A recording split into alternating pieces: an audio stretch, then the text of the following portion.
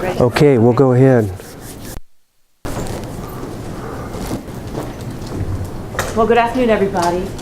I'm Kathy Pagani. I'm the Associate Dean of the Graduate School, and I want to welcome you. Thank you for your great response to this new initiative that we have called Publisher in Residence for Graduate Students.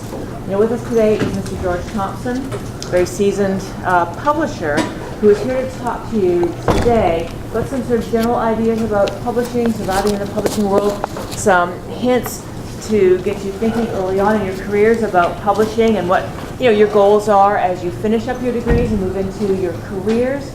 This is part of a series we're going to be doing through the fall semester. So we'll have something coming up in October and something else coming up in November. I don't want to take a lot of Mr. Thompson's time with the introduction, but let me just say again, I'm really pleased that you're here. We are recording this, and when I say we, I actually mean me and Stan Pickering, my assistant in the office, are recording this, so you will be able to see this on the website later, and we're trying to reach out to some of our distance learning students as well. So with no further ado, let me just present Mr. Thompson, and we'll get our session started. Sounds good. Thanks, Kathy. Well, greetings, everyone. Can everyone hear me in the back? I did bring a little cold with me, so I apologize if my voice is a little raspy and I occasionally need to gag. But a big roll tide as well. You have no idea what a great pleasure it is for me to be spending this time with you. You'll hear a little bit more about that in a minute. I absolutely loved graduate school. And though that was a long time ago, I still relish the thought and carry my learning experiences with me every day in my professional life, even as I'm coming down the home stretch of what is now a 34-year career as an editor, as a publisher, and as an editor and author of 7 books. I thank the graduate school and Kathy's initiative for allowing me to be with you today and to initiate a very unique program, unique not just to the university, but to the universities throughout the U.S. You may not know that this semester marks the 6th year that I've been coming to campus on behalf of the College of Arts and Sciences to conduct my Publisher in Residence program. Twice a semester, I spend a full week here consulting with CAS faculty. So that means we're going from as far away as the biological sciences to criminal justice to history, political science, the fine arts, the full gambit, and about their respective research, their writing, their publishing projects, but inevitably our conversations always involve other important matters, which we'll address as well today. Time management, establishing priorities, staying on task, establishing benchmarks, and striving for a healthier work-life balance, which is something that we often forget. So today we begin that work with you, the future generation of researchers, scholars, writers, and professionals at a place where literally legends are made. Very few universities or colleges offer this service to their faculty, much less their graduate student body. Most administrators hire their faculty and ask them to figure things out on their own as it comes to their research and writing projects. This does not mean that they're not getting advice from internally, but there is very rarely anyone from the outside in the publishing world who can provide the experience and the techniques and the guidance that we on the other end are looking for from you on the front end. This is like having hospitals with lots of nurses but no doctors or surgeons. And that's where the academy is universally. It's a great omission. Just to belabor the point further, for those of you who aspire to become faculty members, there's teaching, there's research, and there's service. But there's very little guidance on how to teach, which is a performance act, how to research and write, and yet that is how you are evaluated. So it's great to be able to come here and provide what information I can. I've long argued, as Kathy knows, that every college and university should have someone such as myself on campus full-time, as if I was the head nurse in a middle or high school, to be around to help out in the process, to provide the advice, to provide the guidance, the techniques, the direction regarding how to navigate a publishing process that can be daunting at times, even as that is the reward we all seek. And so the University of Alabama, as is so often the case in the past, is showing great leadership in providing and enhancing professional development for its faculty, and now thankfully to you in this room and to those in the graduate school whom I hope to meet in the future. This is a threshold event, if I may say so, as we extend this service to you all. I know of only 2 other universities who are providing this service to their graduates in the United States.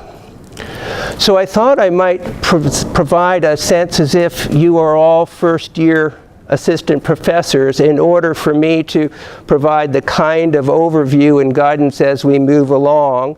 And then, because we have a full range of people, whether you're first year, second, third year, some of you may be in terminal degrees at the master's levels, and the fields in which you are working have different requirements as well in terms of your professional development and what is expected for graduation here. So I do hope that each one of you will get behind your own driver's seat, take my words, apply it to yourself, and hopefully we'll be able to conduct this as a seminar and have much more interaction once I get through with my preamble here. So when I meet with a faculty person for the first time, whether it's an assistant professor in his or her first year or a seasoned full professor, I always begin our one-on-one sessions by asking, who are you? Where were you born? Where were you raised? What you do in terms of school and work and experience before you came here? And very often, more than an occasion, the world becomes very small and we find connections. So let me tell you a little bit about me, a lot more information than perhaps you may want, but there's a reason for why I'll circle back to this. Because in so many ways, I represent a transition that perhaps historians of culture and science a century from now will say is one of the most pivotal transition periods in the history of not just scholarship and publishing, but in terms of the way information is disseminated.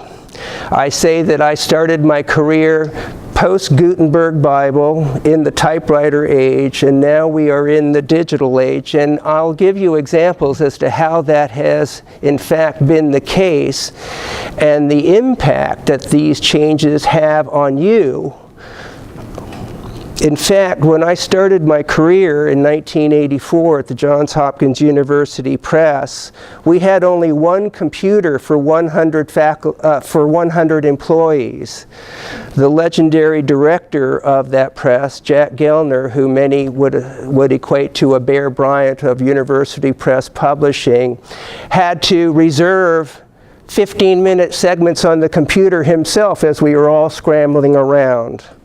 All communication was done by phone and U.S. mail. And a really, really busy week was a week in which I would receive 24 phone calls and 24 letters or packages. Imagine that. You probably get that same through email, Twitter, and other mechanisms in an hour. No wonder you have so little time. Bringing it back, my mom and dad actually met and married here. My mom was from Chattanooga. She majored in music education. She played viola in the symphony. She was a soloist soprano in many operas, and she played the glockenspiel in the $1 Million Band. Most of you probably don't know what the Glock is, but on Saturday afternoon, if you happen to be there on the quad for the elephant stomp before you go into the stadium, you'll look at the logo of the $1 Million Band uniform and you're going to see an instrument. That's the glockenspiel. It's no longer part of the $1 Million Band, but they still recognize its significance from the past. My dad was from Connecticut. So the university's been attracting out-of-state students for a long, long time. He studied economics and political science, and he lettered in tennis. He'll be 89 in this coming November, and he's been invited back for a homecoming for a special commemoration for being one of the pioneers in the evolution of men's tennis here on campus. He was also in the ROTC as a member of the Air Force ROTC, and so after their graduation in 1953, he was a commissioned officer as a lieutenant, and after leaving T-Town, my mom and dad moved briefly to Omaha, then moved to Denver, and that's where I was born. So I'm technically a native of Colorado, but you'd never know it, because I was raised in Connecticut in my dad's hometown after he returned from duty in the Korean War and serving as air reconnaissance. After 2 years at the University of Pennsylvania in Philadelphia, where I lettered in ice hockey, I was a very bad goalie, but it was better than shooting pucks into an open net. I came to Alabama. I transferred to Alabama and became the third generation in my family to have graduated from here. I, in fact, was in the second graduating class of New College in 1977, so you can now perhaps see why I'm so happy to be here and to be able to give back to my alma mater in this way. So welcome, thanks again for coming. I also want to say that it was here at Alabama where I got the first taste of what I could become. Though, of course, I had no idea what that would be at the time. It was here in New College where I learned that I could be responsible for creating my own path forward. And I have been told by more than a few sources that I am the first and still only undergraduate to have earned the equivalent of an MFA in creative writing as an undergraduate. And I know that I am the first to have developed what is now called a minor in Asian Studies. You can do anything you want here, if you want to.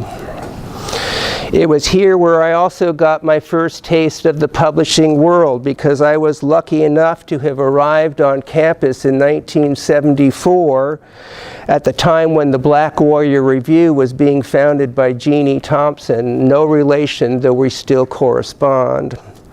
And I was a contributing editor as an undergraduate to the selection of poems in the inaugural issues of BWR, which is now a still famous literary journal, regularly ranked in the top 20 of literary places in which fiction and poetry should be published.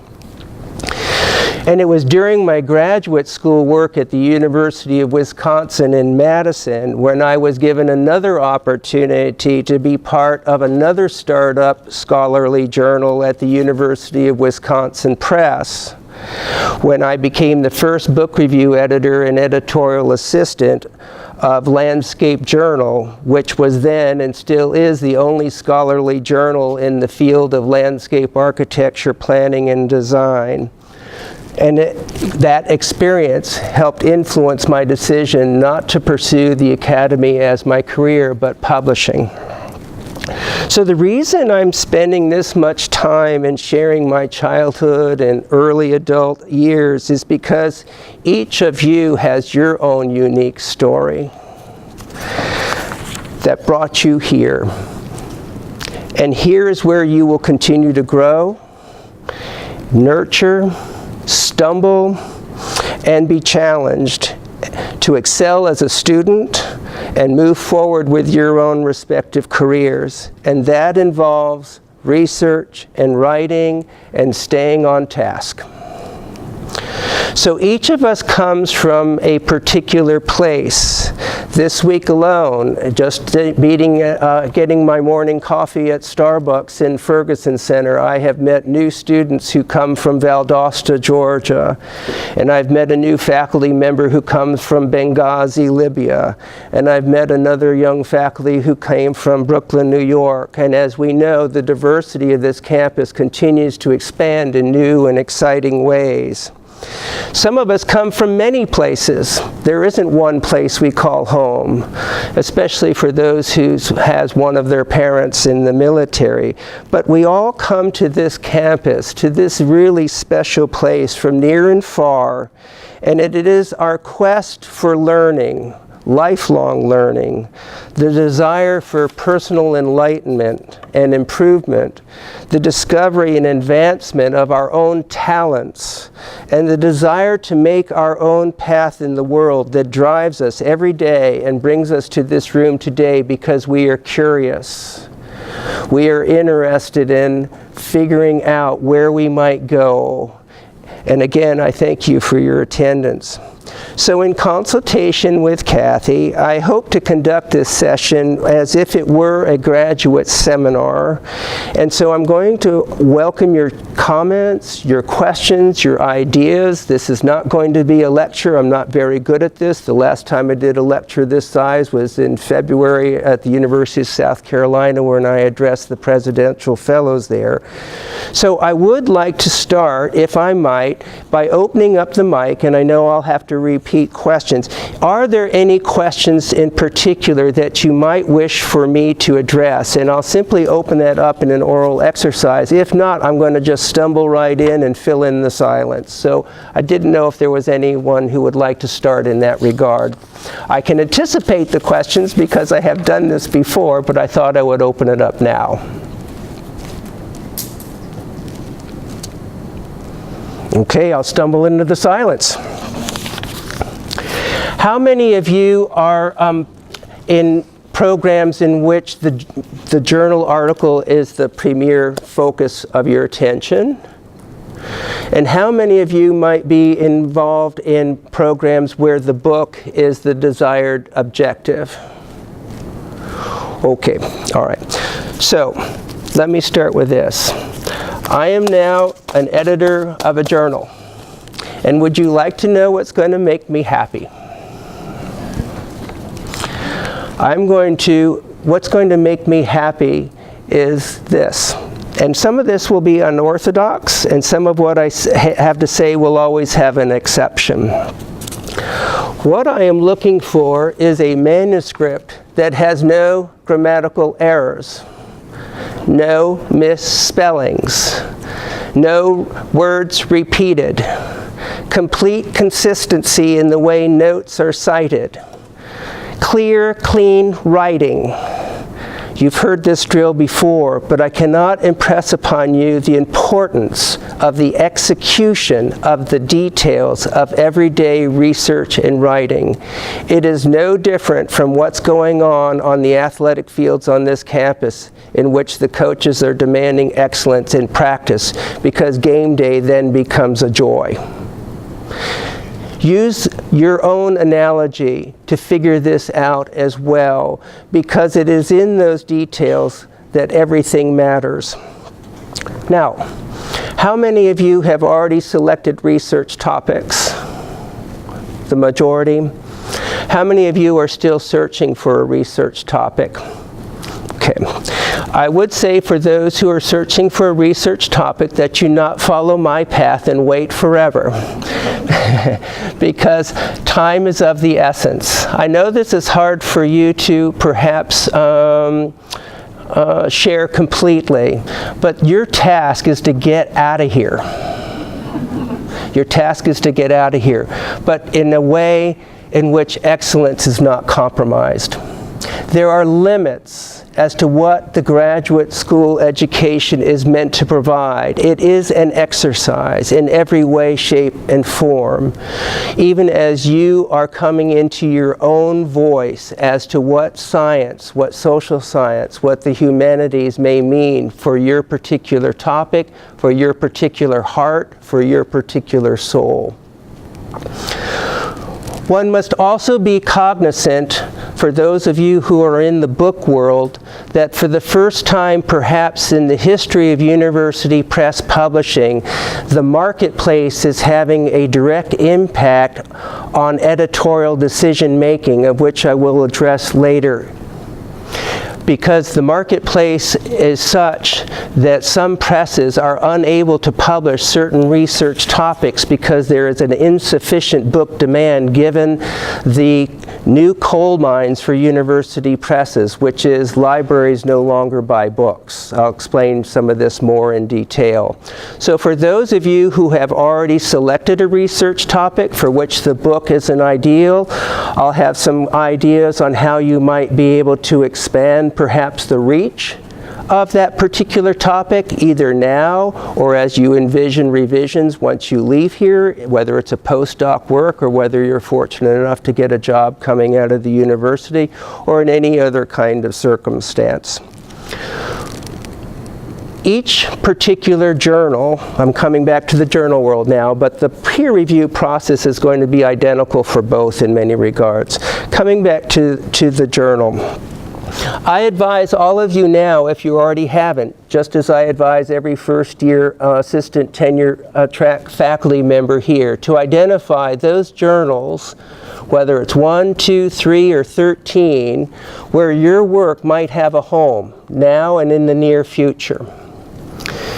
Using the technology that we have in front of us, most notably an Excel program, pay attention to word length, subject areas, impact factors, all of the other criteria on which you will be evaluated when you leave here with a resume and enter the job market, whatever that job market might be, private industry or the public service such as institutions.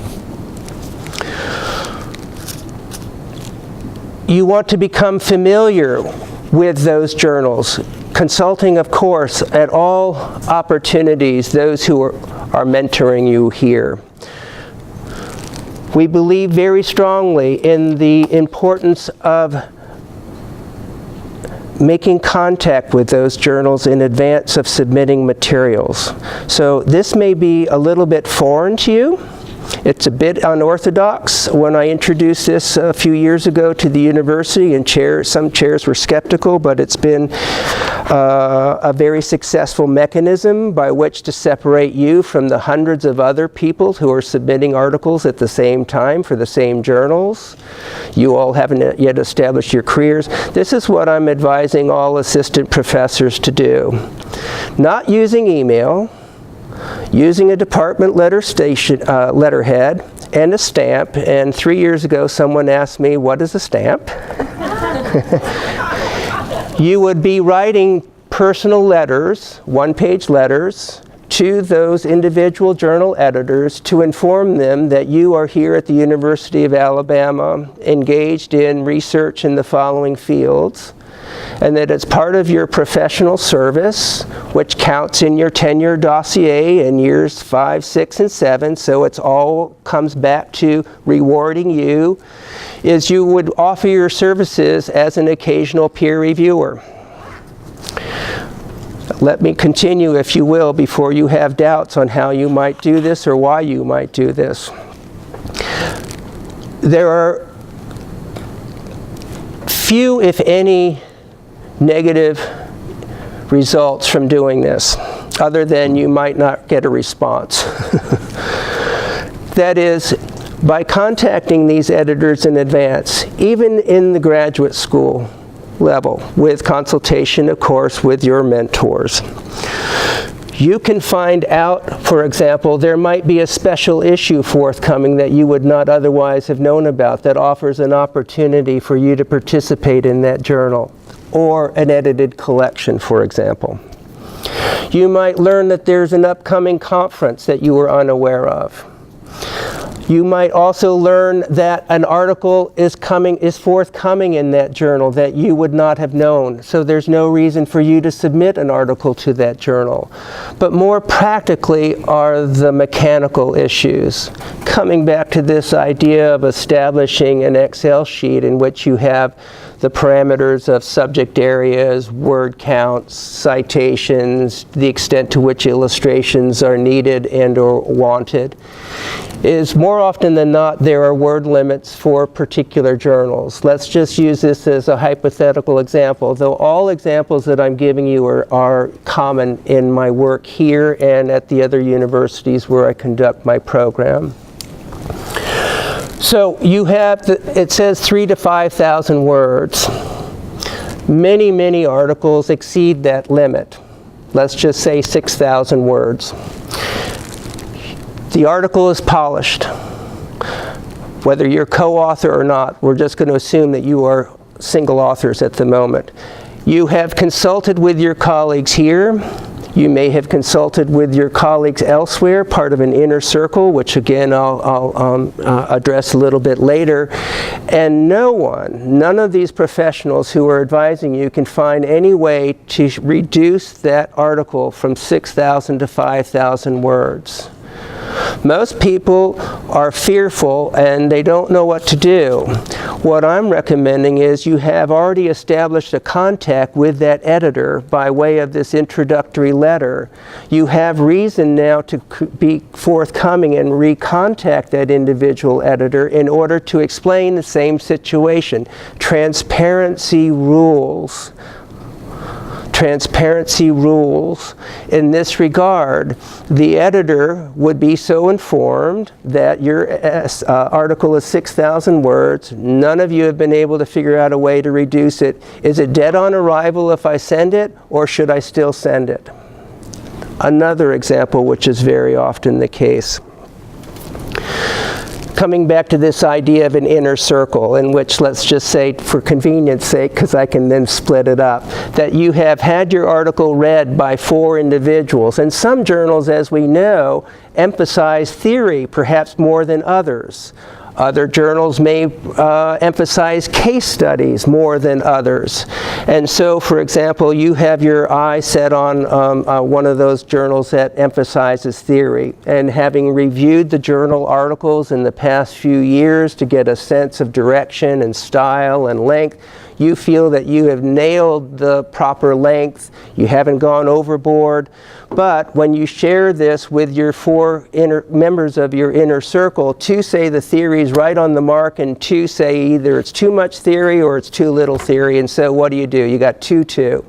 Again, by going to the editor at the journal, rather than assuming or taking a decision on one tract or another, you can have a conversation with that journal editor what to do.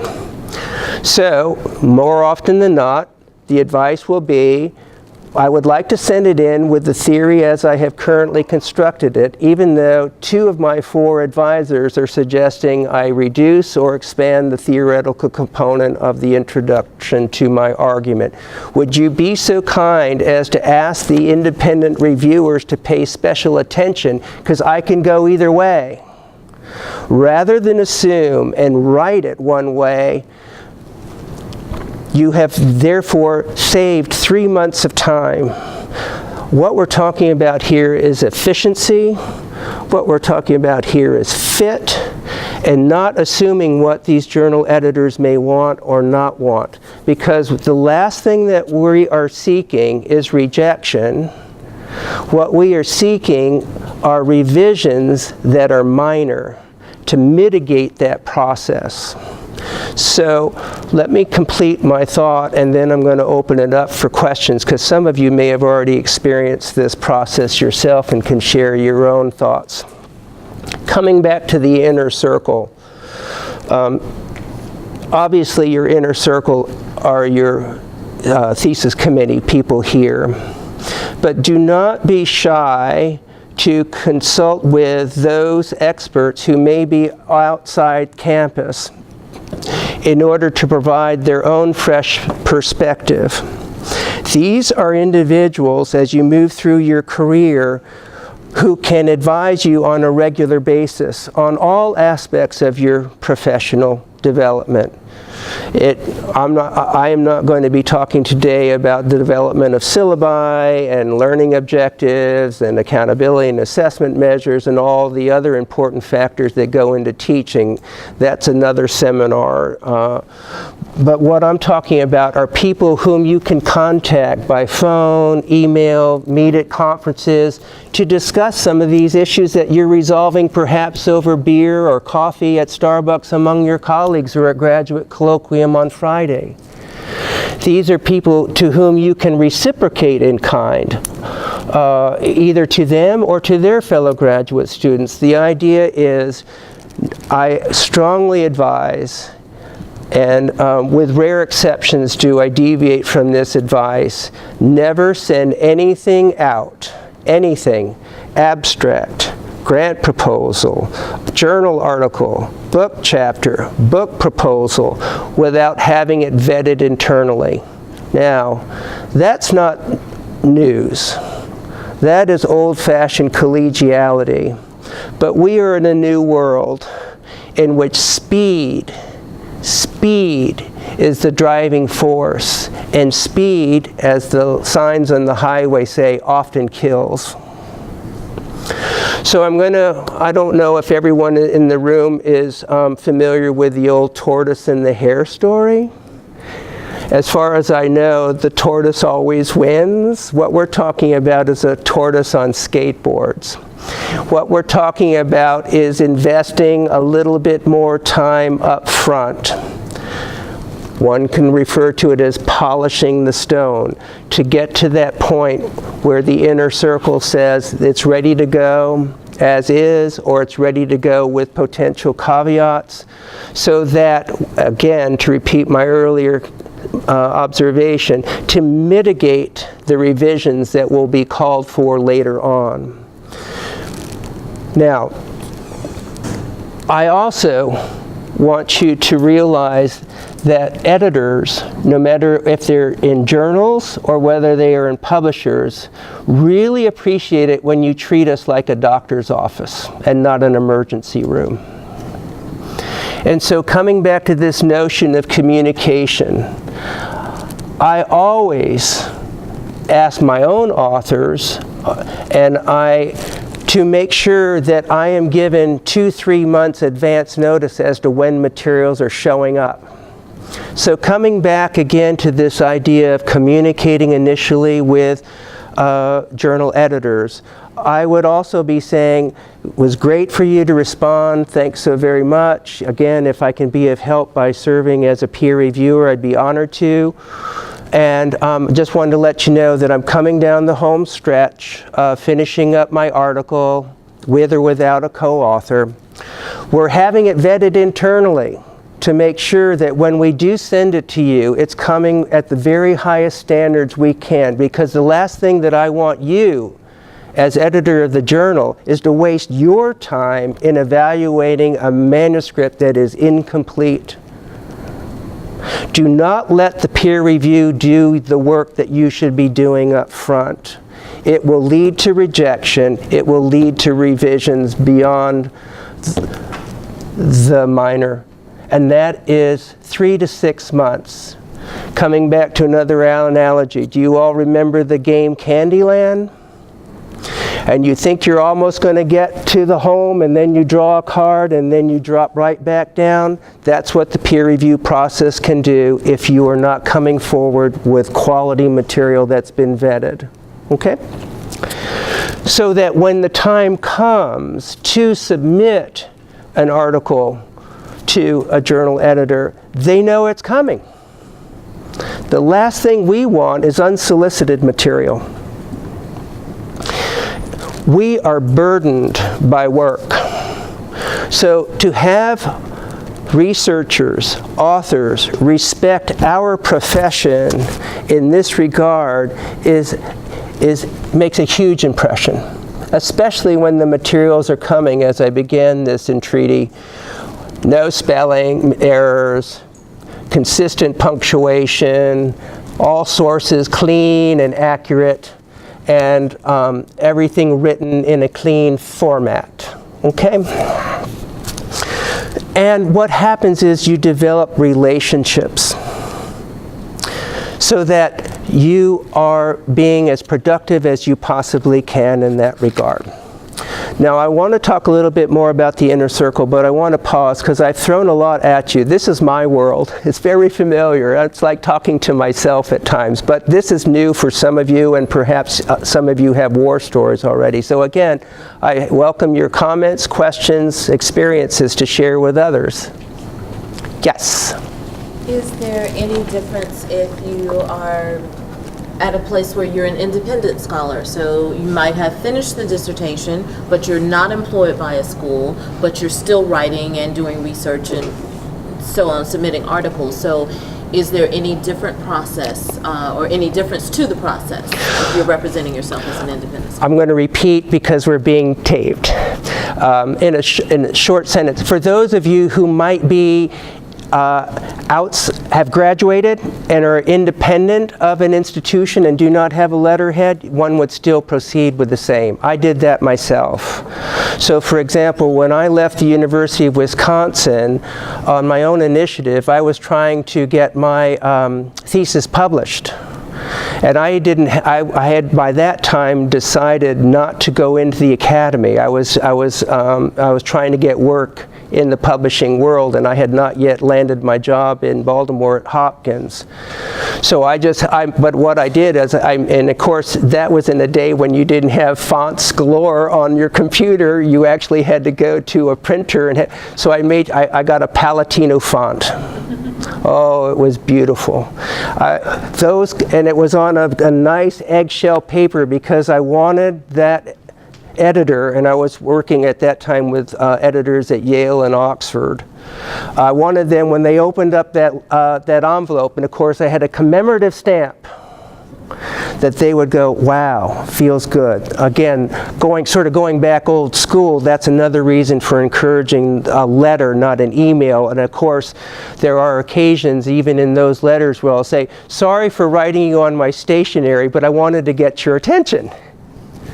Because you're trying to separate yourself, as I say, from everyone else, and then you would still go through that. I'm currently, independent, I'm in postdoc or what have you, but I'm still, the questions still align.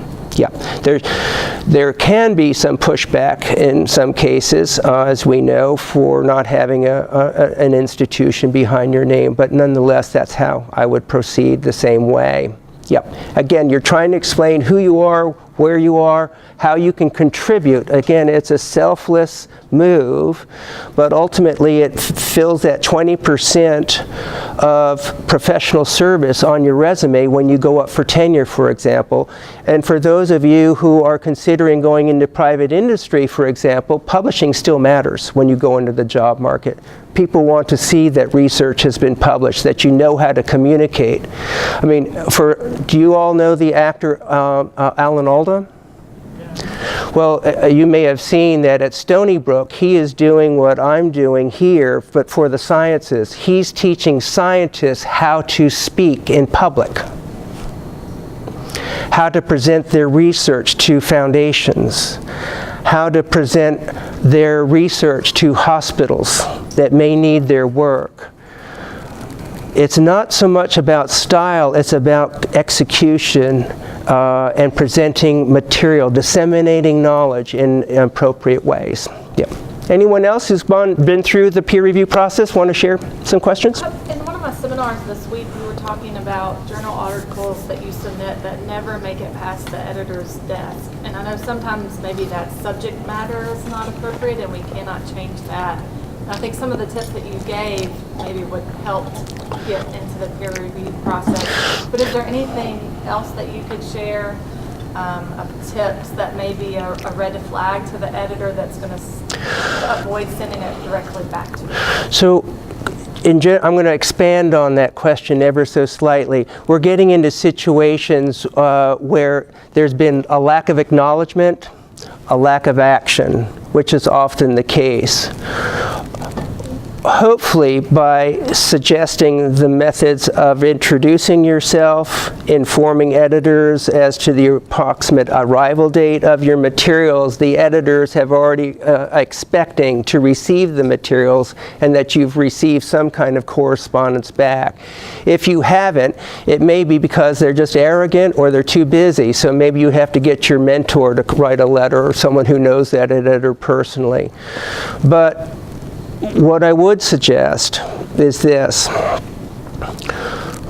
If 3 to 4 weeks has expired since you have submitted any materials, whatever it might be, a friendly check-in is fine, because as we all know, there are certain universities where the scam, is putting this material right into junk mail and so forth. I travel a lot. For example, right now, I'll be home a total of 4 days between now and October 3rd. Next week, I do a residency at Towson. The week after that, I do a residency at St. Mary's, the Honors College of Maryland. I have a major book event at Duke University. And so, I'm gone. Anything coming in right now, there's a block that says, I'll do my best to read and respond to emails, but when I'm here on campus, I'm working from 7:30 in the morning till 10 o'clock at night. I'm not going on email at 10 at night, sorry. So it's just courtesy, and then there's a point at which you say, time to pull it back. But there are horror stories along those lines. What I worry more about is protecting yourself for the delays of peer review. And I'll get to that in a minute, or I'll move directly into that if there are no further questions about that process. Yes? When I worked in administration, we often said thank you gifts after everything was done. Is that an appropriate thing to do, like chocolate or something like that? This is a nice way of saying thank you. Well, I would love some chocolate, but a thank you note is very much appreciated. Of course, whatever that might be. Yes. Yes, sir. My experience, I get you is an observation though. Like, I'm sorry, I'm going to come around. I'm sorry, Gary. I can speak louder, sir. I will try. Yeah. In my experience, I have this observation that some of the major journals that I might be looking at in my field seems to be dominated by big names in my field. Of course. And I feel that put me at disadvantage as a growing scholar. So how do you think one would best navigate such situation? It's a tough climb. We all know the predispositions toward younger scholars and senior scholars, and connections matter. That's why you are building these relationships now in order to have these one-on-one communications. There are other mechanisms by which you can move forward, coming back to this idea that I don't mean not to stress you directly, but I don't want to lose everyone there. So when you happen to be writing an article for a journal, and you're a PhD candidate, or even if you're a newly minted PhD starting out, that's where that inner circle comes in. Because remember, you're informing the journal editor that this material has been vetted by professors A, B, C, and D. Hopefully, as I say, some of them not at your home institution. These hopefully will be people who are already recognized in the field. It does preclude them from being independent reviewers. But I would rather go forward and say, these 4 scholars have endorsed the project. It gets their attention. Again, you're just trying to break through that window, and obviously, ultimately, it's quality that matters. So if you blow them out of the water with a very well executed research project, very well written, presented in mint condition, they have to take you seriously. Now, the system is blind to a certain extent. That is, they don't know you and you don't know the reviewer, But in the book world, it's a little less, it's a little murkier. And reviewers can remain anonymous or not. And some reviewers, even when they provide positive reports, wish to remain anonymous for various reasons. Yes, sir. So once you submit an article to a journal, after 2 or 3 months, they say that there are not enough reviewers and we cannot review it. So my question is, how long should you wait until you get the reviews? Or is it morally right to submit it to another journal?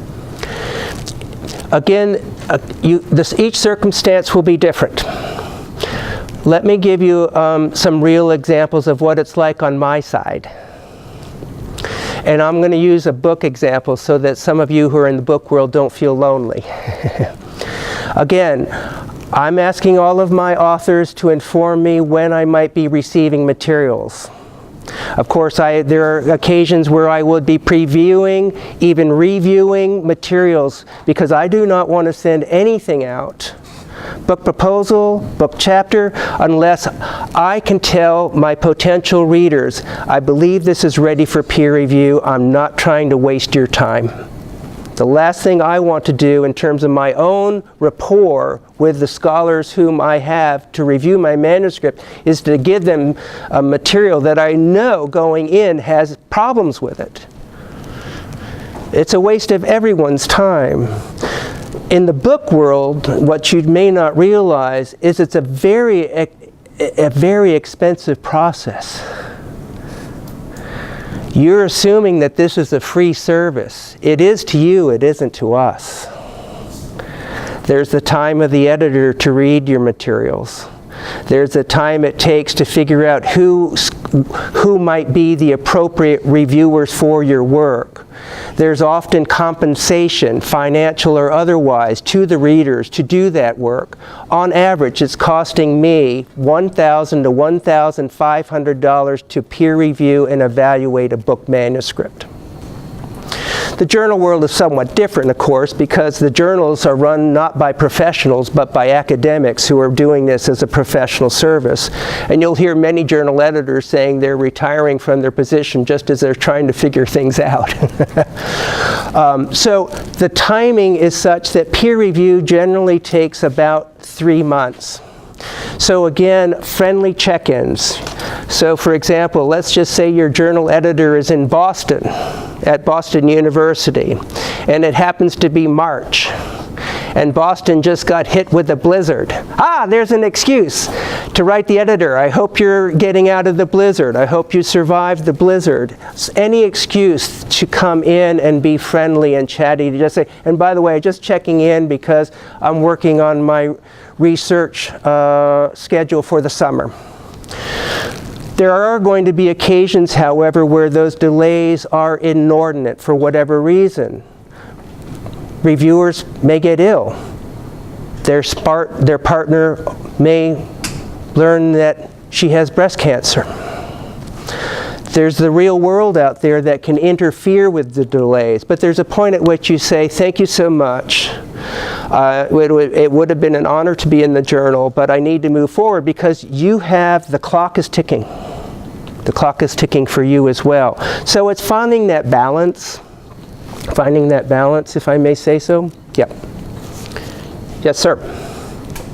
I think it's pointing this question actually, but no, I need a very more broad answer, an accurate answer.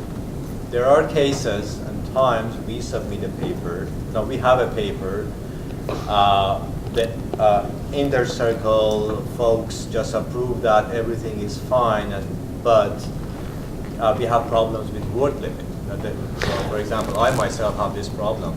For one of my papers, the journal that I'm going to submit accepts maximum 6,000. Yes. My paper is around 8,000. I can't cut one word even. Understand. And I contacted the person in charge, not the editor, but the person who is in charge of the inquiries like this, yes, of the submission process. And that person contacted the editor about the inquiry, can I submit more than, I don't know, a manuscript with more than 6,000 or this yes, word limit? But still, No, I got the answer, no. The manuscript needs to be 6,000 Yes. or less. On the other hand, I see papers published in the same journals. The word count is 7,000, 8,000, 6 and something, so more than that limit. So what should I do in these cases? Or I think many people may face this kinds of situation. That's the preferred journal, but I don't know, some other minor issues may be there, so we can't submit them. Well, I don't want you to repeat the way I was introducing this. It was to find out if an article would be accepted in terms of being considered exceeding a word limit. I can't explain why there would be exceptions to that rule. That would be an internal decision that's been made for whatever reason. But I had an example actually this morning of a new faculty member who just came from Harvard on a postdoc and is now an assistant professor. And he had a similar situation, an 8,000 word journal article, pioneering new work, discovering a whole new theoretical construct for Mayan culture in Mexico. And the journal article, the editor was absolutely adamant.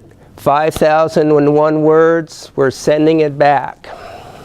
He said he cried to get to 5,000 words, but he wanted to be in that journal. And what he's going to do, he's going to move some of the missing materials into another journal in another format. That was the compromise he made. He could have taken that journal article to another, but he was aiming high.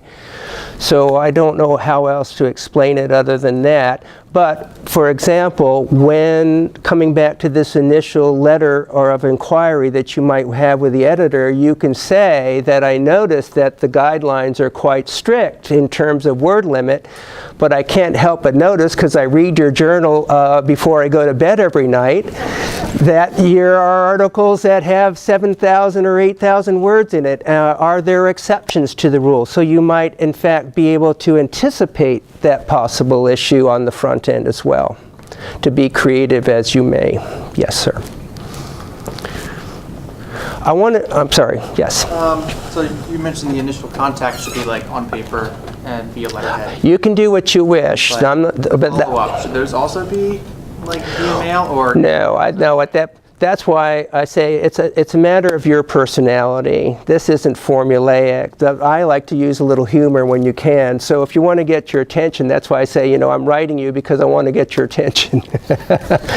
But you can be, and you may, anyway, the point is that I'm happy to correspond, by email, but I wanted to make an impression, and it does make an impression. The Alabama, it's a nice letterhead, it's a nice logo. Make sure you have a nice commemorative stamp, whether it's a manatee or a flag of some state or something that identifies it.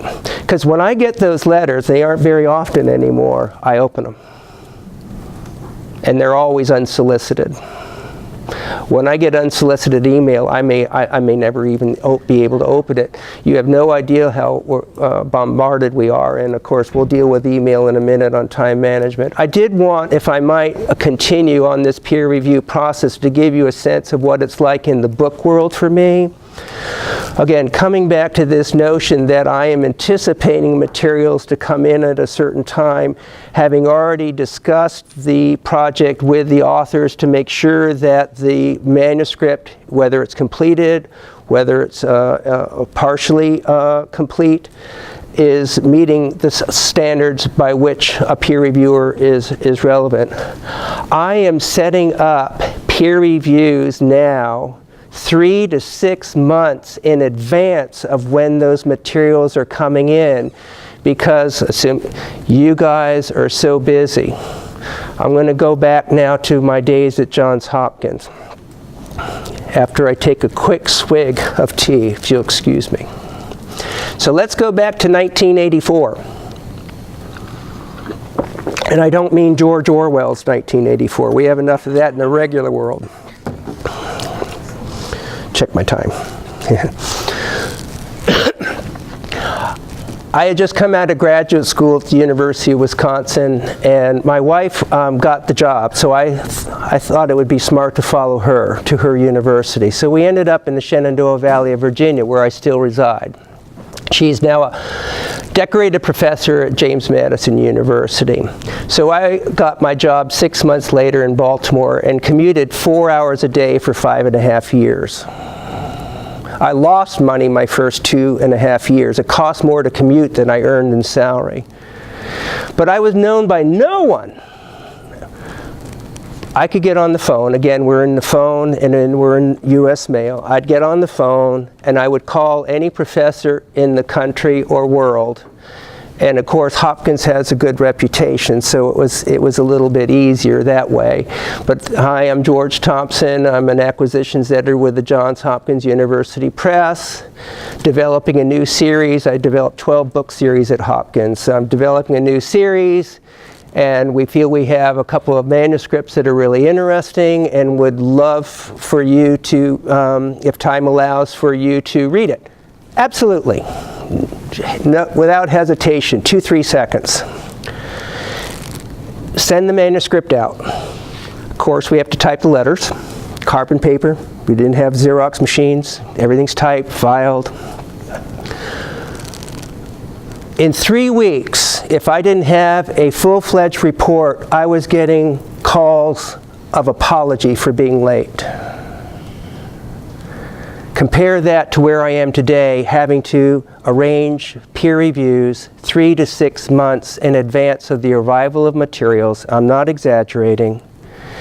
And 3 weeks after we send materials, I would say 2 out of 5 times they haven't even opened up the box, even though I have pre-arranged the arrival of that material that far in advance. That's my world, but it's also your world. If you are in a position in which the tenure clock is ticking, that's a lot of lost time. That's a lot of lost time. So that's what we try to mitigate.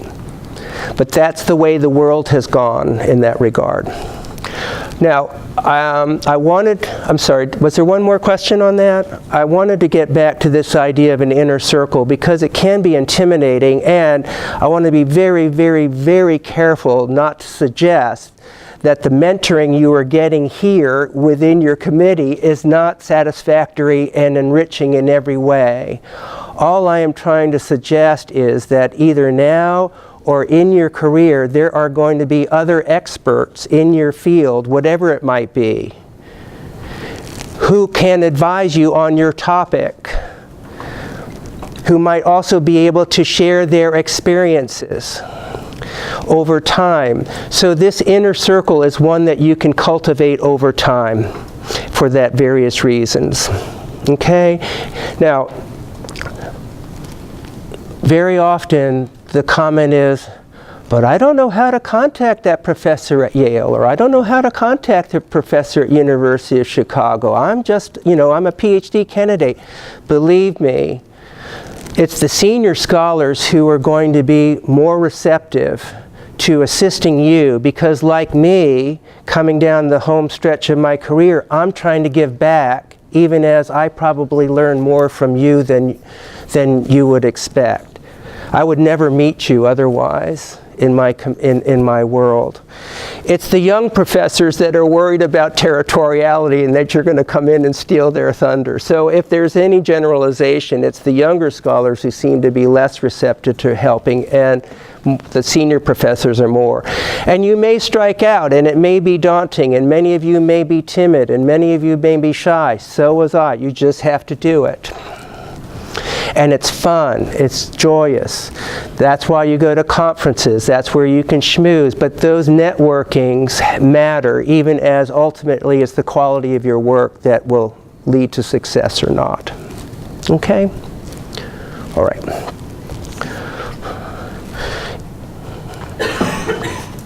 Now, we've talked about manuscript preparation. We've talked about execution, I believe, the attention to detail.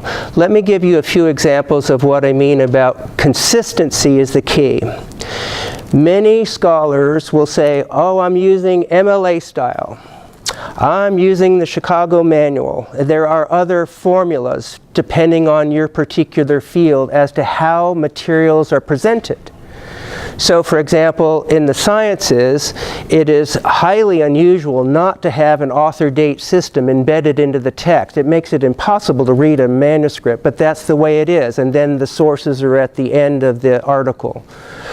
In book format, more often than not, it's the endnotes and so forth.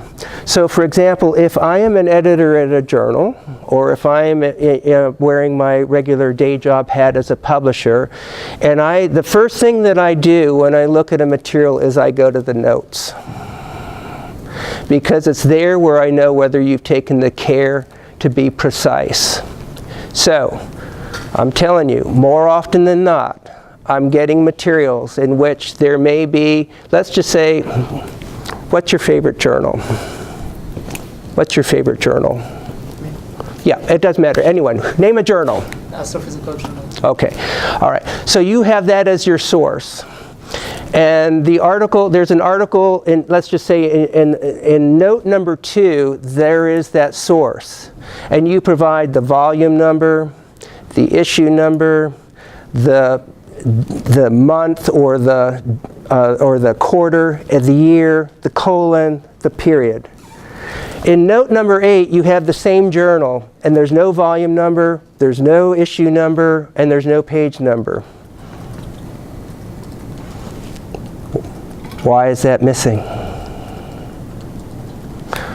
Or, for example, that means to me, you're lazy. You're wasting my time. If I'm seeing that kind of execution in the notes, how am I to trust your scholarship? I'm telling you, it's the little things that matter. It's the little things that put you over the top. Okay, similarly, does anyone know what the Oxford comma is? Okay. When I see a manuscript in which I see red, comma, white, no comma, and blue, and then 2 pages later I see red, comma, white, comma, and blue, I see inconsistency. It's not that one is right and one is wrong, it's consistency in style. Those are the kinds of details that Nick Saban worries about every day. And coach, and any other coach. We're on campus, we might as well use some legends. But that's what we're talking about, taking that extra time. How many of you read your own writing aloud? Okay, next time I see you, I want to see all those hands raised. Because if you are reading and all of a sudden you start gobbling like you have mashed potatoes in your mouth, you realize I need a period. Need to start over. Remember, even in the most scientific report to the fine arts, what you are doing in your research is telling a story. There is also context behind the research questions that you have. Again, journals are going to specify what they want and what they don't want. But when you ask a research question, why are the cancer rates 400 times higher in this part of Alabama than in that part of Alabama? It's not just about data collection. There is a reason you're asking that question. Remember, that has to be part of your story. When I edit anything, whether I was editing a journal article in my earlier career or whether I'm editing a book today, I always edit it for the non-specialist. So, for example, I always imagine we're doing a 2-volume book on Bears Ears National Monument, which was declared by President Obama as he left office, and now Secretary of the Interior Zinke wants to implode. And so, well, I have to be careful in my politics here.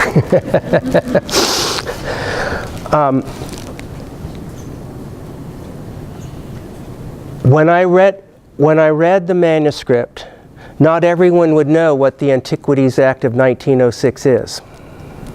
It's assumed knowledge for those who are reading it, but not everyone from Europe who will be coming into those national parks in Utah and buy the book will know what we're talking about. So when I'm editing, I'm filling in, I'm layering. It's the #1 criteria for excellence. Simplify the complicated and layer the heck out of it. Most academics try to complicate the simple and call it intellectual theory. And I don't mean to be rude, but that is where the problem lies. You have to stop talking to yourselves. You have to stop writing to yourselves. And one way of doing that is to remember that you're not just talking to your fellow scholars, you're talking to yourself when you were an undergraduate, for example. What were the questions you were asking? Because they're the ones you hope will read your book or your article. That's the layering, within the constructs, of course, of these parameters that have been established by word length and that sort of thing. Yep. Any other questions at this point on that? Okay. George, I have a quick question. Yep. This is going back to journals. I mean, if you don't mind me going back to kind of something you said earlier. Yep. So you had mentioned something about identifying journals where you would like your work to find a home. Do you have some hints on the process to do that? Are we doing some aspirational things? Are we being more realistic? You know, and how do we make that list? Okay, so the question in general is, how does one come to compile a list of journals that may be a home, a fit for your work? The same applies to the book world.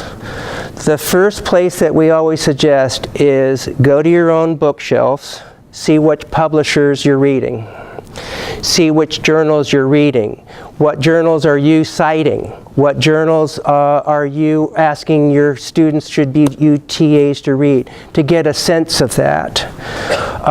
Then, when I was working within the campus at Johns Hopkins, twice a year I would go to the library and spend 2 full days. I would just look through back issue after back issue after back issue of dozens of journals to get a sense of trends. Execution.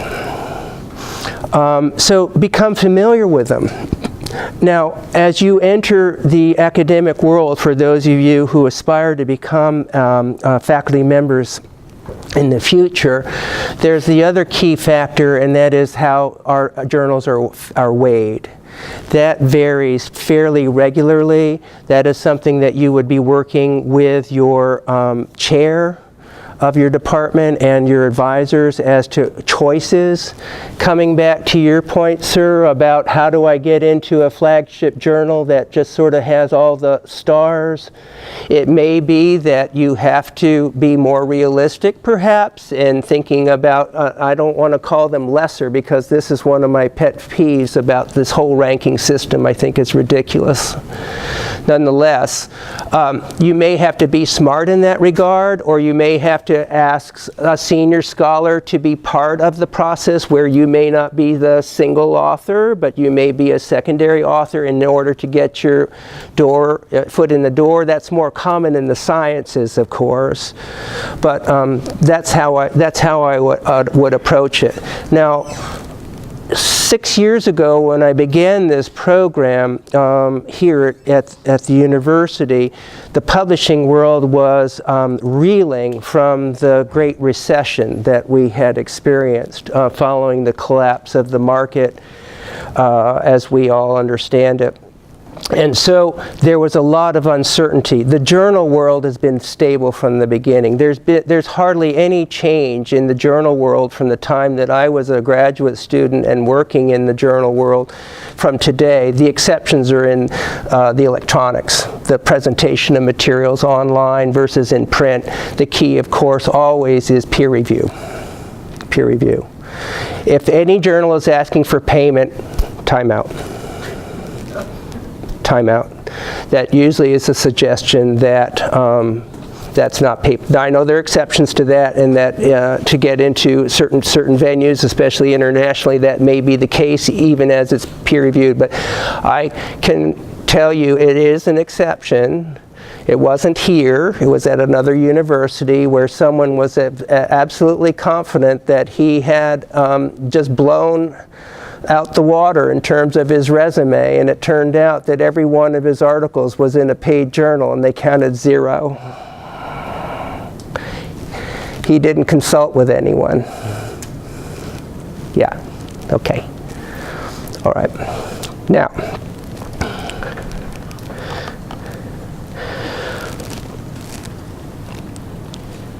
for 5 years, I had the great privilege and honor of working with Ken Foote.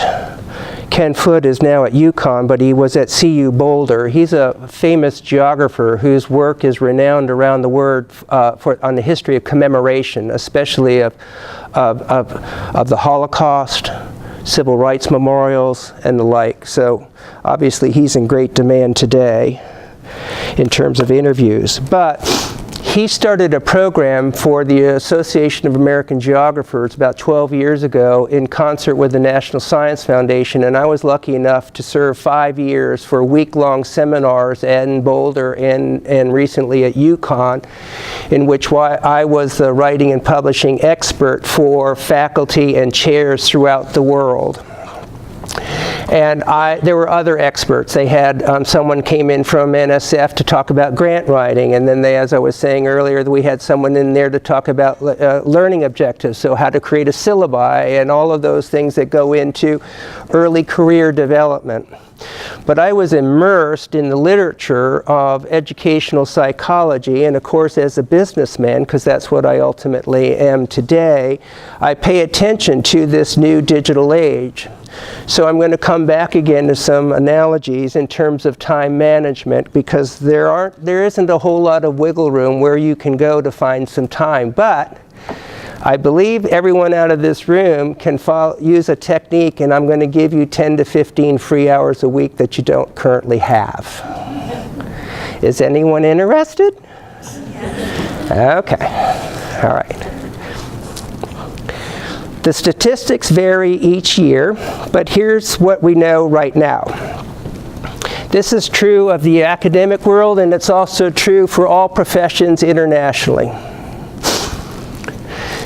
The average academic, and I'm considering you amongst the crowd, now spends an average of 32 hours a week on email, and we now know 4 to 8 hours a week on social media. So when I was at Bowdoin College a couple of summers ago to do a residency there, it was all faculty, and most of them were senior, and there were about 40 in the group. So I did the following exercise. So maybe you can help me out here. And I said, I was at Bowdoin. Bowdoin is located in Brunswick, Maine.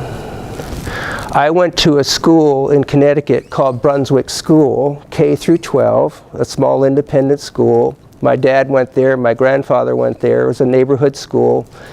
And so when I came to Bowdoin, you're always, again, I tried to find out who you are and sort of get connections to what's going on. I said, you know, I've never been to Bowdoin before, but we have a lot in common. So I explained that you know, our school was Brunswick. The first headmaster went to Bowdoin, so we called our school Brunswick.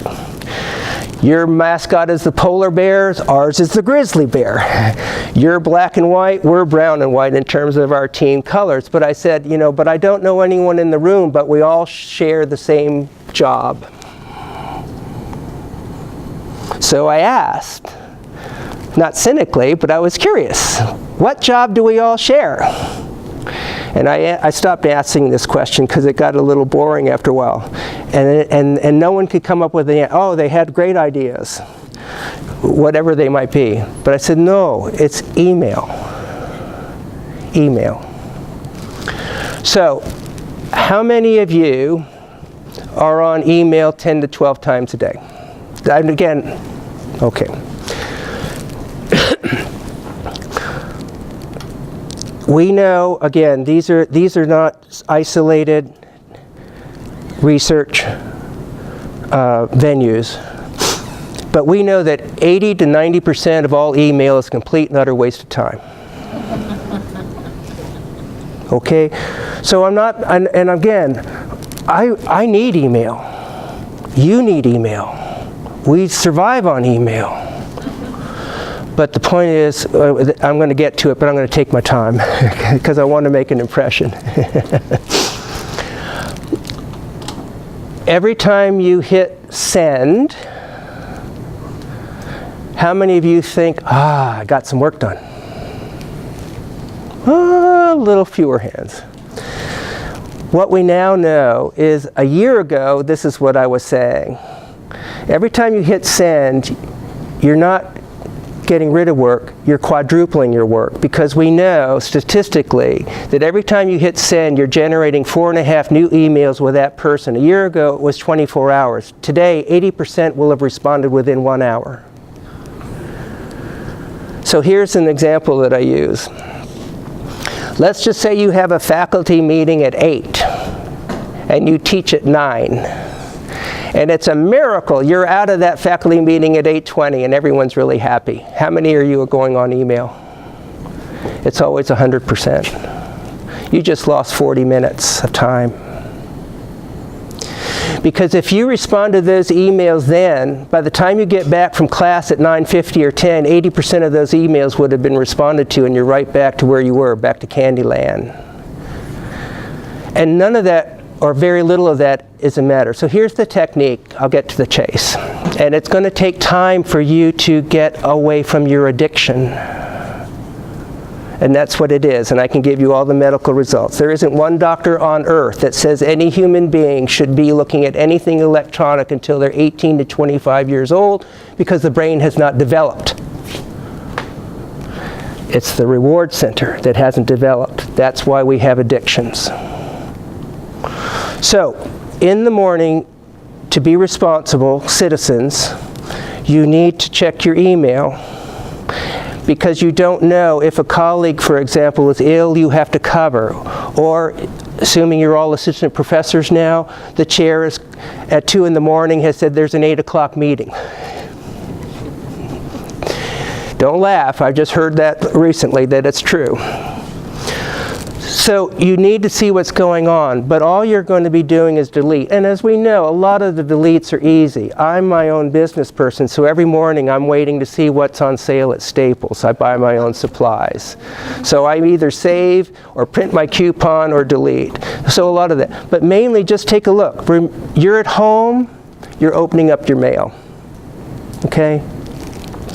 Similarly, find a space around the middle of the day, again, just to check in. What's come in, what's urgent, what's family related, what have you. But the point of it is, the psychologists say, is before you leave at the end of the day, and again, everyone has their own circumstances, and you may have to rush to get to daycare to pick up your kid or what have you, but the point of it is, usually 20 to 40 minutes is all one needs each day in order to respond to all emails at one time. Now, if you take into account the time it takes at 8 in the morning and at noon to review your emails, and you add that to the 20 to 40 minutes it takes to respond to the emails, you're still an hour and a half or more a day on email, even doing it in the minimal way. But if you have that on all day, you're on it 4+ hours a day.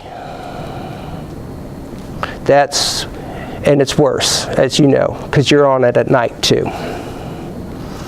So we know in your current environment, in the academic environment, and in all professional environments, the only way to find time is to reduce the amount of time you're on email. There's no other way to find it. You can't get up earlier at 5 in the morning. It's not healthy. You can't work from 10 to 12 at night because you're exhausted. So if you can somehow find your own template, your own moderation, What I've just given you is a minimum of 10 free hours a week, but I'm not giving you a free Friday off. So here's the other part of the equation, and this is again where it's going to take some exercises, if you will, some time to find your own means.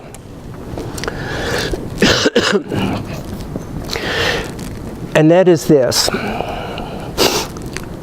The most efficient, productive faculty members we know are those who work in 20 and 40-minute increments. Those are the increments of time that most people are on email.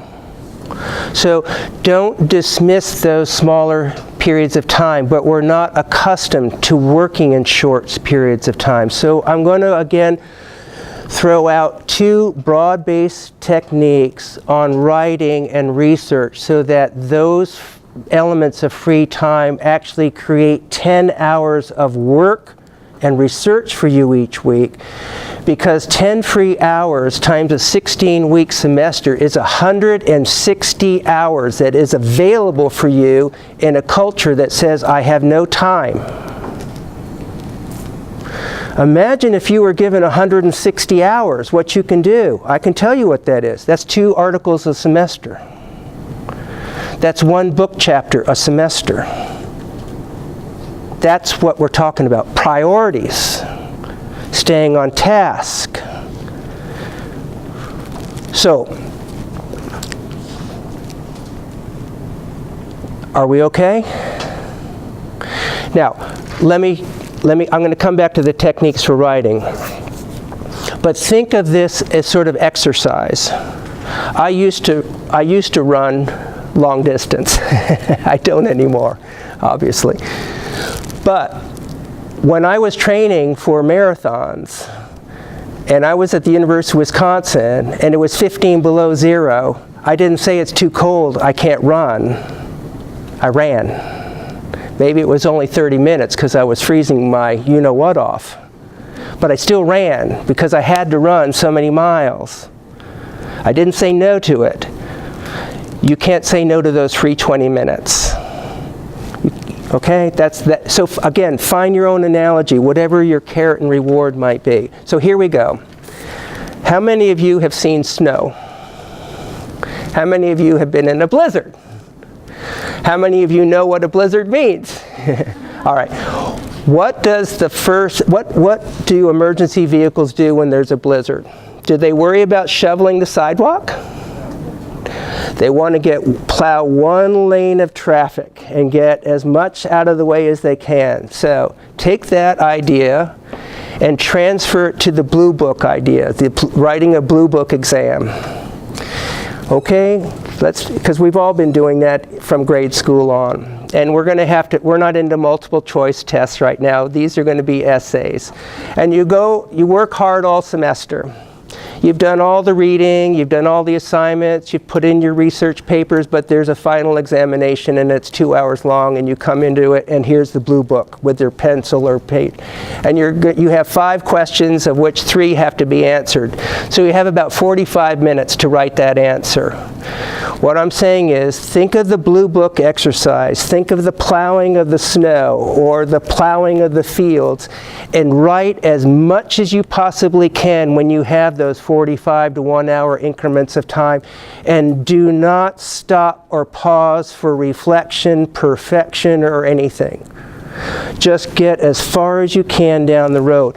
Meanwhile, you may go along and say, bring in table 1.2, check my sources, because when you do have those 20 or 40 minutes at home or in the office, that's when you can come back and get those citations done correctly. Rewrite that abstract. Gather together your tables and or your illustrations. Contact a member of your inner circle, or, and I encourage this more often than not, look out the window and look at the trees and the wind blowing through the trees and just think about what you're doing. Ideas come from contemplation. Okay, so the Blue Book exercise, 1 hour approximately. If you can get it, move as far as you can. Don't worry about perfection. You may rewrite it all, but that's when, and then you come back. That's how you get 160 free hours of more work done a year, by being off email. What's more important? Research, writing, and publishing, or chatting? Your choice. Because there are no excuses. There are no excuses. Now, I want to come back to the book world for a minute, because increasingly we are relying on social media to sell books. So there's always the flip side to everything we endeavor to do. And by that I mean that, let me give you a couple of examples. There is nothing better for an author than to see her or his book advertised in one of the scholarly journals. It's there, it's beautiful, it's paying attention. It will sell 0 books. 0. You can put a 10,000-page advertisement in the New York Times and it might sell 10 books. But perhaps you're already receiving these. You get an e-blast from a publisher. Bingo, 55% of you are going to buy that book on Amazon. Used to be 25% 5 years ago. It's up to 55%. So e-blasts, Facebook exchanges are having an impact. So I want you to be aware that there are always these positive signs to the technology that you need to cultivate and use. I want to continue along the opportunities of what, well, last spring when I gave a lecture to the university called Brave New World. Let me just check my time. We're good. I have to leave by 2:45 to get to another appointment. When I go to these various campuses for the first time, more often than not, I have dinner with the head librarian of the university, which is fabulous, you know, book persons and so forth. So a couple of years ago, I decided, well, I think I'm going to, I was contacting heads of foundations for the kind of projects they're supporting. I was contacting marketing directors and directors of presses with whom I know to get a sort of sense on market and everything else. But librarians have always been key to university press publishing. So for example, when I started at Johns Hopkins and every book that I presented to the faculty editorial board has to have a book budget, we could legitimately and with confidence assign that a book would sell 300 to 500 copies immediately to libraries. That's 75 today. Those are our coal mines. Those sales are not coming back. So when I have these invitations to meet with librarians, I say, hey, pretend that I'm a donor. And I've got a check in my wallet, and it has $100,000 made out to the university. But I don't know what to put on the memo line. I said, tell me how you would use that money. 8 out of 10 librarians said, is that for 1 or 5 years? So it tells you where they are in their thinking. They are underfunded. So we start with salads and we go through the meal, and it's one program, and one will say, well, it would be great because we can set up 3 interns in order to digitize some of our collections. Or as you probably know, libraries are reconfiguring some of their traditional space. Libraries' missions traditionally have been as repositories of books and archives. They are now moving into the world of learning centers. Some were going to say, even though our building was built in 1985, it's now at a date where I would revamp the whole front floor. And I said, you can do that for $250,000? She said, yes, we can do that for $250,000. So we would revamp the first floor so that there would be learning centers so students and faculty can come in and do interactive. And it's like a sports bar. You've got all of the equipment around for you to teach classes and learn. So we go one great program after another, and we're finally to dessert, and I know I can't extend this much longer, and I just say, what about books? Silence. Silence. Okay, for those of you who are in the book world, especially those of you who are starting, but even those of you who are completing, you need to be aware that the market for university press publishing is razor thin tight. And that decisions are now being made editorially not to publish projects because of market. So there are many ways of layering, expanding aspects of the dissertation either now or at a later date. You need to be aware of that because those library sales have gone. This is where the interaction with kindred spirit disciplines, psychology, sociology, American studies, race and gender studies, anything that you can do to expand your reach. Again, this is more social sciences and humanities than the sciences. You need to be aware of that, and hopefully we can explore that a little bit more in the future. To be aware that you need to find a topic that is going to be attractive. The academic market is solid, it's unchanged, but when you lose 30% of your sales, no wonder the books are costing so much. But coming back to those 2 books on the Bear's Ears, we're distributing those and working with the University of Arizona Press, and we're going to develop a prototype interactive electronic version of one of the books. Now, I want to be clear on the terminology, and it may be different next year because the technology changes so much. An e-book is essentially a facsimile of the book itself. And the technology is such that even in the art world of which I'm a participant, authors are now accepting of e-book platforms for the work of art because the resolution on screen replicates the original book and or archival print or painting. Libraries are doing some of that. But what gets those librarians excited is when I say, but what about the interactive e-books? So here's and they say, what do you mean? So I talk about Bear's Ears. Bear's Ears, as you may or may not know, is one of the most sacred sites to Native American peoples in North America. It's a site of civilization extending back 7,000 years. We've identified a minimum of 125,000 archaeological sites within this one region. These are mini Sistine chapels to those peoples who have called this land home for 7 millennia, not 300 years, 7 millennia. Most of these tribes have been historically enemies of each other. Bear's Ears brought them together. It was the indigenous peoples of the Southwest who proposed the creation of Bear's Ears National Monument. And they wanted about 2 million acres. Well, Utah is a very conservative state in which government interference has a long tradition because Mormons have been prosecuted for various reasons in their history, and those memories are long.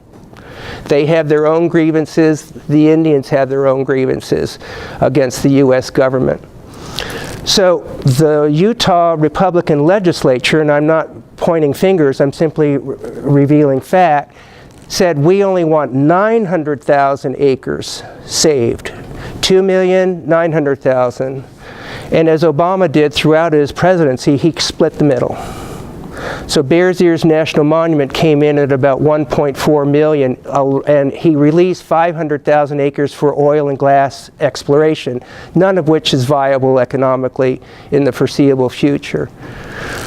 So, as part of this story, the book is meant to tell those perspectives. So, the interactive ebook, when you read along, is going to, you click it, and you're going to have a link to the 7th generation Mormon rancher who doesn't want the federal government. And you're going to go to another chapter and you're going to click the town council meeting in which everyone is talking. And you're going to go to another chapter and you're going to hit a link and you're going to see 25 tribal leaders praying to the creative spirit, drumming, praying that President Obama declare this a national monument. That is the future. And so what I'm suggesting is this is not going to replace the book. It's going to enhance the book. It's going to enhance the journal article. The same techniques are being applied now more in journals. So for example, there are space limitations in journals and in books to present entire materials. The most obvious example would be publishers. If you say I have 20 pictures, they'll say 10, and they haven't even seen them. But let's just say you have archival evidence in which there are 100 paintings, but you can only bring in 10 to the book. With a link, you can present them all. Students can come in, zoom in on techniques to see how an artist might be using it. The same thing in the science. You go into the field, you see the transects, you see the laboratory work, you're interviewing a major science. We're already doing this in the classroom with PowerPoint. So publishers are behind. We're moving in this direction, and what we know now that we didn't know 5 years ago is there are different markets. So as you assemble your research now and in the foreseeable future, I hate to even think about a file cabinet because they're becoming antique, but think about the opportunities that may lie for you to use materials that aren't currently going into your journal articles, aren't currently going into your books, because there may be a reason to use them in the classroom, for sure, but in public addresses and in this increasingly interactive age. So I wanted you to be aware of that and to make sure that you're not discarding this. It doesn't mean you're going to be hoarding, but everything's electronic, so there's not a lot of space requirements. Yes, you had a question. I do. So, for something like that, Yep. you're saying that publishing community is behind. Do you really want to be the author that suggests this, hey, I've got this great article and you can click these links and it expands into all this other information that I can't? Do you want to be the cutting edge person, or do you want to wait for a while and let somebody else take those hits and then come behind them? Excuse my cough. The question is generally whether you want to be proactive and leader or not. What I'm suggesting is be in a position to say yes, should a journal article or should a publisher be in a position to say what else can we do? That's what I'm trying to get at. Because you don't know how it might be used. Now, we're converting one of our books on World War II. We had an author follow a grandfather's diary, and he was in the American forces who were in the American contingent that turned World War I. And the diary was so specific that the author was literally able to follow in the footsteps of his grandfather all the way. And General Patton's granddaughter wrote the foreword, and the book has been revered in Europe. It's starting to gain traction here, but we are now thinking about doing an interactive ebook with that in mind, so that he has videos of the ceremonies at those cemeteries that were commemorating our 100th anniversary of engagement and things of that kind. Yeah. Anything else on that? Okay. So what I'd like to conclude so that we can all get to our various appointments. Your life here should be joyful. When it's not, it's time to take a break. Also, excellence transcends everything. In my entire career, which now is 34 years, as I was sharing earlier in the presentation, I have had countless authors apologize for being late. I said, I don't care if you're late as long as I know you're going to be late, and as long as I know that the ultimate goal is quality. Quality precedes everything. But you all have limits on your time. You have to be really slick and selective on what you say yes and no to. Again, your goal is to get out of here, to make your own way in the world, to excel while you're here, but to use this as the base of creating your own life and serving others. And so it all starts with vision. If you don't have vision, you can't get a plan. So when Dr. Witt came here more than a decade ago from the University of Texas, Arlington, he saw what this place might become. He had done it at UT Arlington, but he had a vision for how to make that kind of enterprise work here. And with that vision, he then found the practical means and the stakeholders and the ownership to share in that vision, so that we are now in this building that didn't exist a few years ago. When I was here on campus, we were winning national championships in football with 13,000 students. We're still winning national championships, but we're winning them in every way, shape, and form by you being here. So I wish you good luck. I hope our paths cross often and in the future. And I wanted to direct your attention finally to one link. And that is my website. And it's not to try to sell you any books, I assure you. But if you go to my website and you hit the tab Consulting, you're going to come to a little tagline that says Guidelines for a Book Proposal. What I want to direct your attention to is item number 8. Those are the questions that all peer reviewers in journals and book manuscripts are asked to respond to. How is your work significant? Significance has various forms. Is it original? How does it compare to other work that's previously been published? Is the book well written? Are the illustrations and text integrated properly? Etc., etc. You need to be giving yourself a self-evaluation as you present those materials. Can you answer those questions affirmatively without hesitation? If there's any hesitation, listen to that pause, because that's the what if. That may be the what if that gives the difference between acceptance and rejection and revision. So use that, if you will, as a guidepost for as you proceed, as you're writing anything, and I think that will serve you well. It's worked for more than 3,000 books and many, many articles. So roll tide, thanks for having me.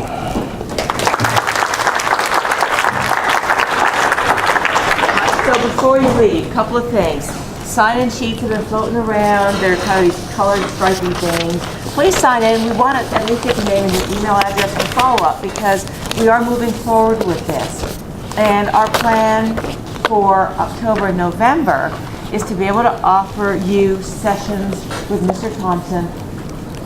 I see these faces, one-on-one.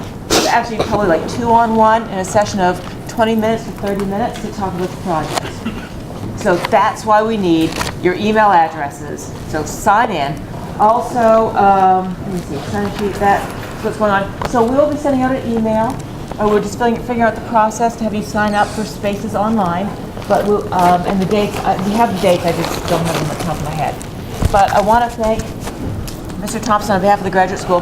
This is something we're doing to really try to help you with professionalism and to give you a leg up on getting out there and getting your work, there. Because remember, the strategic plan for the university, if you know anything about it, one part of it is increasing graduate enrollment, a lot of emphasis on you guys. The other thing is on the research enterprise of the university, and you are certainly part of that too. So I'm so glad you were here today. Thank you very much for coming.